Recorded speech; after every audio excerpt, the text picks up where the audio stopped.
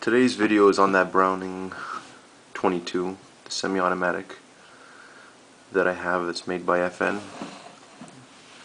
As you saw my video before about it, when I just gotten it, I said it was one of my project guns. So what I did was I basically cleaned up the stock, removed all the as much as of the big dents that I wanted to get rid of on it. It also had the broken stock, which made it loose. I couldn't find the exact wood for it to get a close match, but I was able to cut the piece and then sand it down properly and epoxy it on. So at least now it does require a bit more cleaning up in there because the trigger doesn't slide in properly, but it's a lot tighter fit than it should be. But as you can see, at least it closes up that and makes my gun solid. Anyways, this here was caused by, I don't know if I mentioned it in the other video, it's caused by people who don't know how to take these guns apart. They hold the stock and then they twist the barrel to take it off. Puts too much force on here and it breaks the stocks. Anyways, now, as I said, it's been filled with different type of wood, so it does show up a bit. I might fix it to make it a little bit less obvious, but as it is right now, it's smooth and everything, so for what I want to do with it, it's plenty fine. I still have to pick up the cheap back sight for it. I haven't done that yet, but anyways. So I guess what I'll do is make a video for people who want to see how these things come apart. As I did say, this is the FN version that Browning made of the SA-22. This was made before the Browning models, the ones that are licensed by the Browning Easy Calm Corporation. This is an early model because it has the loading hole on top rather than on the side like you see in all the later models. Usually there's a hole right here. It's able to hold more ammunition, but you have that hole sticking on the side of the stock and some people don't like that. Anyways, so this holds, I think it's 8 rounds, might be 9. So we'll start by taking off the barrel. So to start, it's very easy to take the barrel off. You take this little notch here and you pull it forward like that. Then you grab the receiver, not the stock. You pull back a bit on the bolt. You see the groove that's here? You just twist out 90 degrees and your barrel separates from the gun. It's nice because you can keep these loaded, or the tube loaded, and it won't come out the front because of the bolt. Once you pull it back like this, you'll start having them fly out the front, but that's a different story. Anyways, next to disassemble, it's pretty easy, but you got to be careful because the bolt is pretty tight. You push forward on the trigger housing. That's pushed forward. Once that's done, you're able to pull down and release.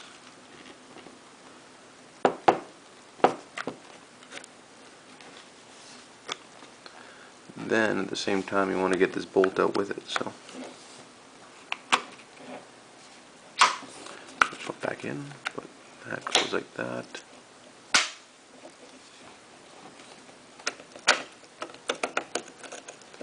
And then you pull it out from the back like that. As I said, it is tight. It does not want to come out too easily. And that's removed. You want to be careful. You lose this and your bullets are going to be flying out every time you load it. you don't want to make sure you don't lose this. It is pretty easy to lose because it does drop out if it's been moved like that. Just keep an eye that you don't drop that. The rest locks in pretty well. That spring connects to this, and it does have a little bit of back and forth movement. That's where it feeds into the bolt. As you can see, that is a plunger. Anyways,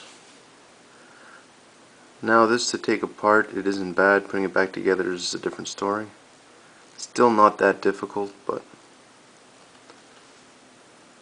anyways, first we'll see how it works. So when you cock the gun, pull it back, and see how it's locked here. We have safety on. It just blocks the trigger from moving.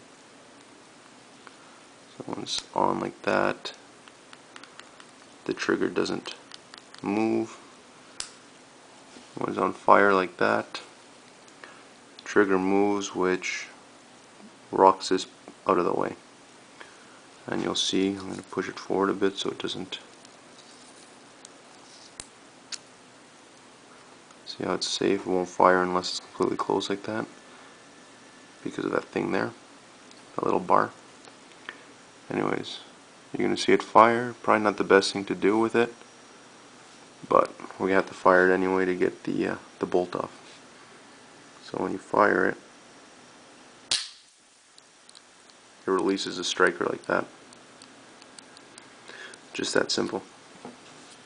Alright, now to take the bolt apart, you pull back on it, and then you bring it forward completely. You want to be real careful with the springs, that you don't kink them, that you don't kink the springs.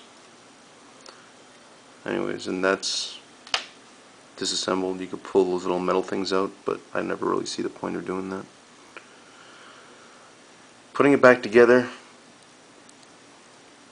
is more of a pain. So as you see, when the safety is across, it blocks that bar, which isn't able to move, which won't let the trigger move. Put it back over, there's movement in that little bar, and the trigger is able to move. Anyways, now that this whole thing's apart,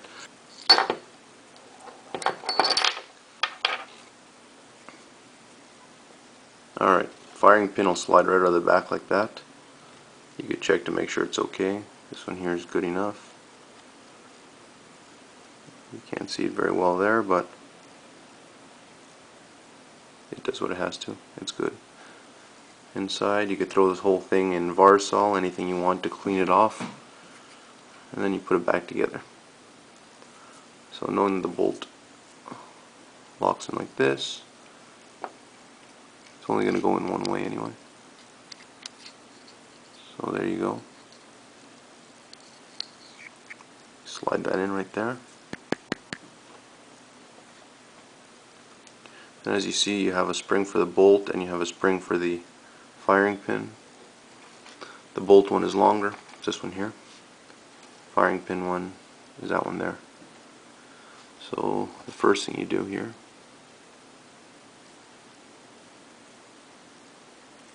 put your firing pin one in. It's the easiest one to work with, so it makes your life easier for that.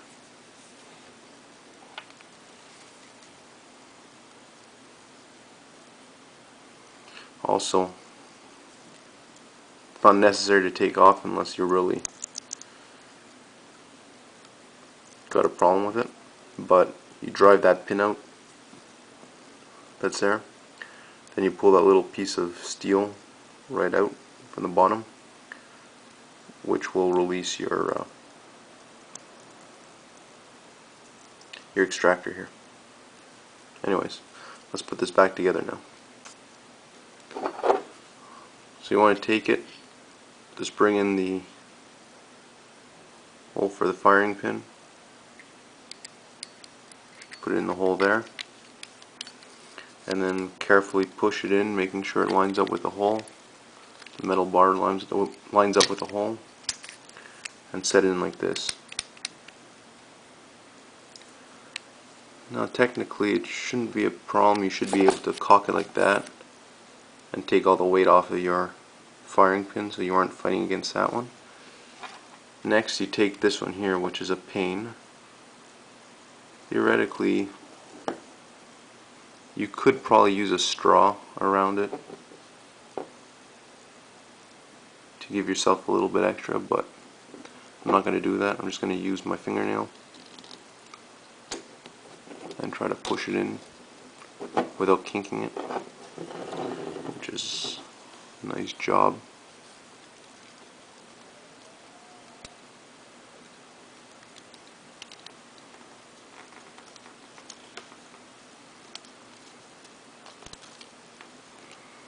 And this is probably going to be the longest thing to do for you. I'll push the spring in a bit by hand, then I'll put the piece back in. It's technically a good idea to be putting a pair of goggles on when you're doing this, or something of that nature.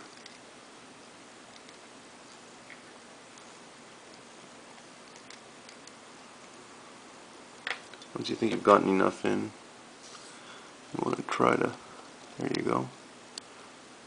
You see I've got enough in. Now the last thing you want to do is release your little metal thing here.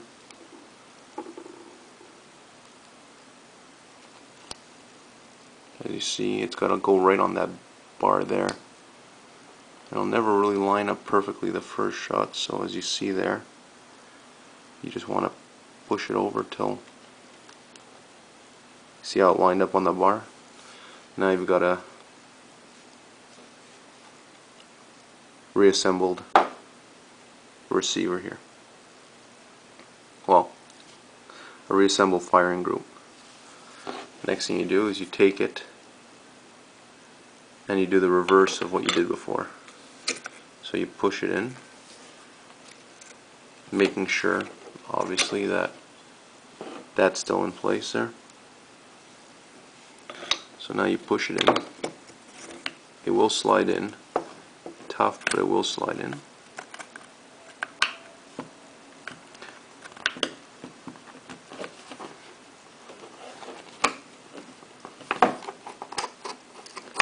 Push it in so that it goes in like that.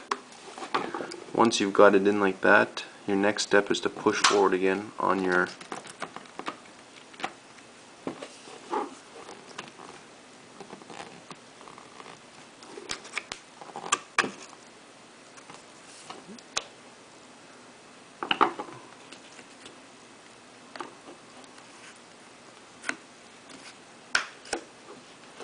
so that you line it all up properly here.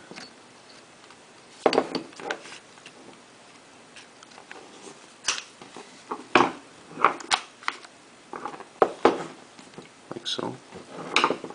And now you should be able to push it in. Mine, as I said, is tough to push in because I still have to finish off all the inside here where I got extra epoxy.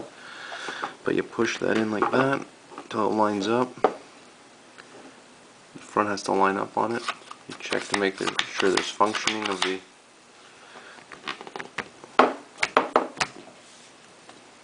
it's all lined up as you see there. And now putting the stock, now that that's all assembled and functions the way it's supposed to, you take your barrel and you just do the reverse of what it was before. So you put it on 90 degree, put it in, pull back that bolt, twist it until you're lined up